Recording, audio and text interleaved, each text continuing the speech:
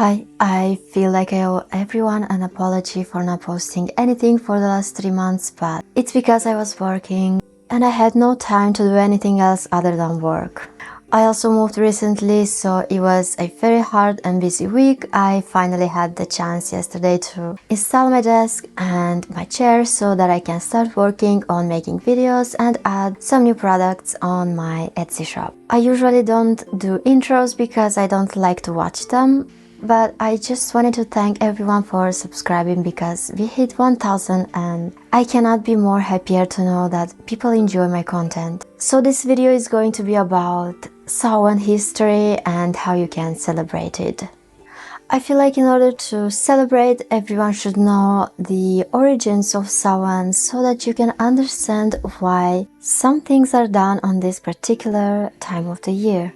Samhain, also as known as the Witches' New Year, is celebrated on October 31. At this time of the year, it's said that the veil between our plane and the spiritual one is becoming very thin. Many of us know Samhain also as Halloween.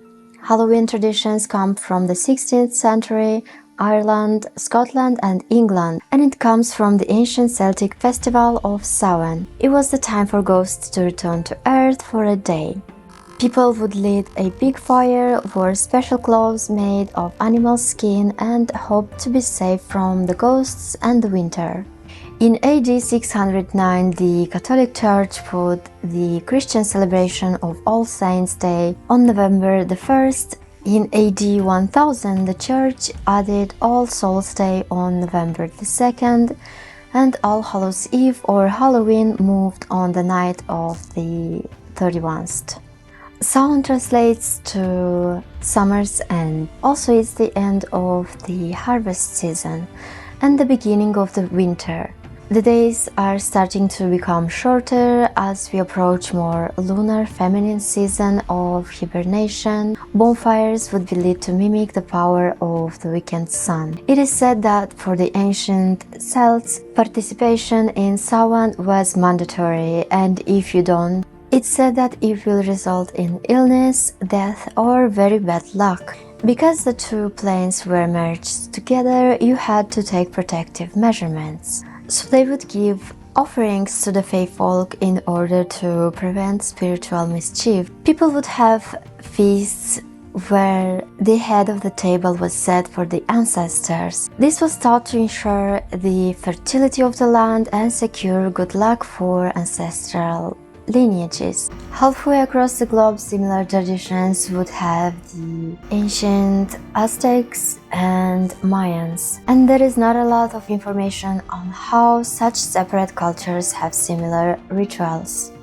The Day of the Dead is still celebrated in Mexico today, a festival honoring those who have passed on, so they have graveyard gatherings and make beautiful altars full with offerings of tobacco, food, drinks and flowers. And this is a closer rendering of how Samhain would look like as death is honored and celebrated. The Celts used to carve faces into all kinds of vegetables like squash, potatoes and turnips, so it wasn't always pumpkins, although pumpkin is a kind of squash as well. And they would do this to scare the ghosts and other spirits and make them go away.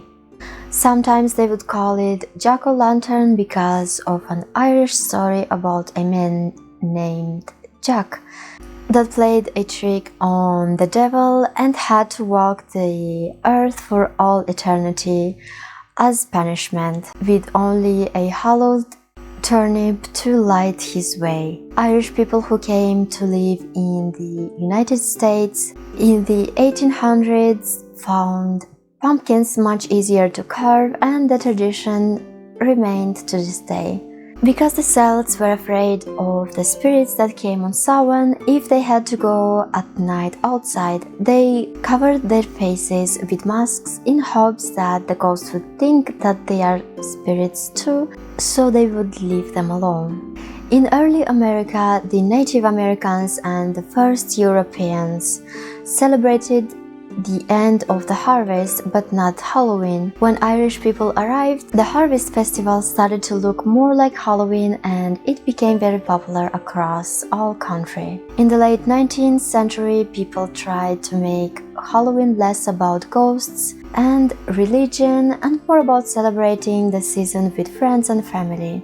That's why Americans today wear all kinds of costumes and not just masks to scare ghosts. So we know that Samhain is all about respecting and honoring the dead, and what you can do is to make a feast with your friends and family and cook different types of traditional dishes like pumpkin pies and so on. I think anything that incorporates seasonal fruits and vegetables is really great, but you can easily look up online some recipes or find traditional food that was cooked for the Celtic festival Samhain. You can make a Samhain altar, and what you can put on your altar is up to you. You can add crystals and things for protection.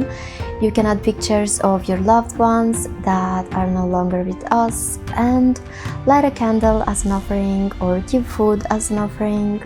Last year I did offerings also for the spirits that don't get any offerings and not just for my ancestors or spirits that I know. Another thing that you can do on Samhain is workings regarding protection. It's a perfect time to check your protections and to renew your workings. You can do protection for yourself and your home as well, because this time of the year we have more spirit activities, so if you want to be more safe, this is an option as well. You can also do a tarot reading for the entire year.